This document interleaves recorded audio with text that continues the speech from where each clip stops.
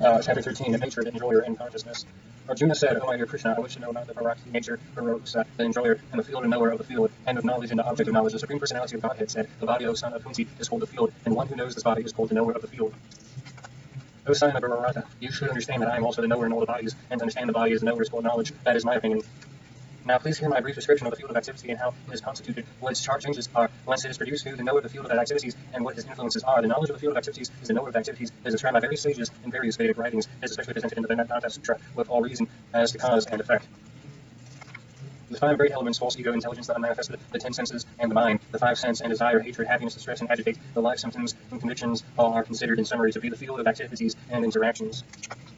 Humility, pridelessness, nonviolence, tolerance, simplicity, approaching the bona fide spiritual master, cleanliness, steadiness, self-control, renunciation of the objects of sense gratification, absence of false ego, the perception of the evil of birth, death, old age, and disease, detachment, freedom from entanglement with children, life, home, and rest, even-mindedness, amid pleasant and unpleasant events, constant and unavoided devotion to me, aspiring to live in solitary place, detachment from the general mass of people, accepting the importance of self-realization, and the philosophical search for the absolute truth. All things I declare to be knowledge, and besides this, whatever there may be, is ignorance.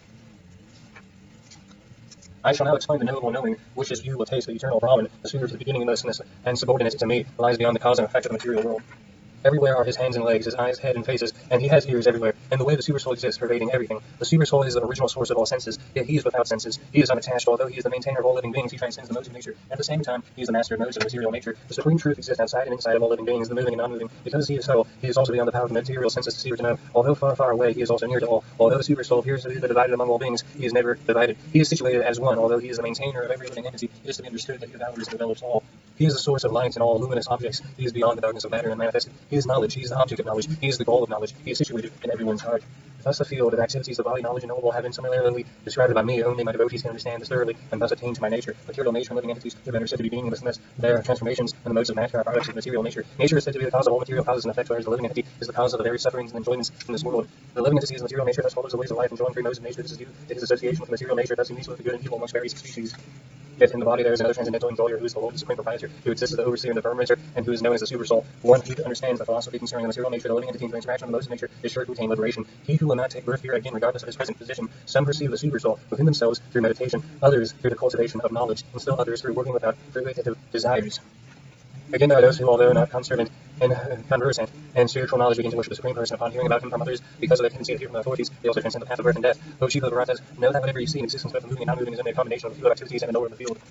One who sees the supersoul accompanying the individual soul and the bodies, and who understands neither the soul nor the supersoul within the discernible body is ever destroyed, actually sees. One who sees the supersoul equally present everywhere in every living being, does not degrade himself by his mind, thus he approaches his transcendental destination. One who can see that the outward activities performed by the body, which is created by material nature, and sees that the self as nothing actually sees. When a sensible man ceases to see different identities due to different material bodies, he sees how things are expanded everywhere. He attains to the Brahman conception. Those with the vision of eternity can see that the imperishable soul is transcendental, eternal, and beyond the modes of nature, despite contact with material body. Though Arjuna, the soul neither does anything nor is entangled. The sky, due to the subtle nature, does not mix with anything, although it is all-pervading. Similarly, the soul situated in Brahman vision does not mix with the body, though it is situated in that body. O son of Rata, the sun alone illuminates all the universe, so it is the living entity. One who within the body illuminates the entire body by consciousness. Those who see with eyes of knowledge the difference between the body and the knower of the body, comes to understand the process of liberation from bondage and material nature, attains to the supreme goal.